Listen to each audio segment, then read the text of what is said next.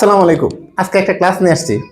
আজকে কিছু ওয়ার্ড আছে যে ওয়ার্ডের শব্দ একই, স্পেলিং ওয়ার্ড, উচ্চারণও সেম, কিন্তু কখনো কখনো অর্থের দিক থেকে ভিন্নতা হয়ে থাকে। যেমন এখানে আমি প্রথমে লিখে রাখলাম অ্যাড্রেস মানে ঠিকানা, আবার অ্যাড্রেস মানে কাউকে সম্বোধন করা। সম্বোধন করা কি? আমি বললাম হাই মামা যাবে, রিক্সাওয়ালাকে বললাম আর কি মামা বলে সম্বোধন করলাম, এইখানে অ্যাড্রেস হবে। না আপনারা করে থাকেন। যেমন ফাইন মানে জরিমানা, আবার ফাইন মানে কি? সুন্দর। এটা শব্দের ভিত্তিতে এটা দেখে আপনাকে বুঝতে হবে। ক্যান মানে পাত্র, আবার ক্যান মানে পারা।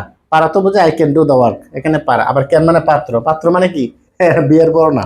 পাত্র মানে হলো যেমন স্পিডের ক্যান, পেপসির ক্যান, ক্যান আছে না, এই ক্যানের কথা বলছে। স মানে করাত, আবার স মানে দেখা, মানে দেখেছিল পাস্ট টেন্স আজকে। এই যে স। নেইল মানে নখ, আবার নেইল মানে পেরেক। একই ওয়ার্ড, অর্থ ভিন্ন। লেফট মানে ত্যাগ করা, আবার লেফট মানে বাম। আমরা জানি ডেট মানে কি? খেজুর, আবার এই ডেট মানে তারিখ। এরপর কি? স্প্রিং মানে লাফ দেওয়া, আবার কি? স্প্রিং মানে বসন্তকাল। একটা বাক্য এরকম আছে না, যে a spring was springing in the spring near the spring. যেমন আর সর মানে দেখছিলাম না, I saw a saw with a saw cutting another saw. একটা বাক্য ইন ধরনের বিভিন্ন রকম হতে পারে। ডাক মানে ডুব, আবার ডাক মানে হাঁস, যেটাকে পাতি হাঁস বলে। আর রাজহাঁস মানে সোয়ান।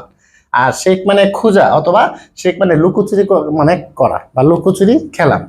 আর ট্রিপ মানে যাত্রা, আর একটা ট্রিপ মানে হুচুট খাওয়া। হুচুটকে আমাদের গ্রামের ভাষায় বলে উষ্টা। একটা কি? ফল মানে শরৎ, অথবা ফল মানে পতন। আর রাইট মানে কি, এটা আপনারা কমেন্টে বলে যাবেন। রাইট মানে কি কি হতে পারে।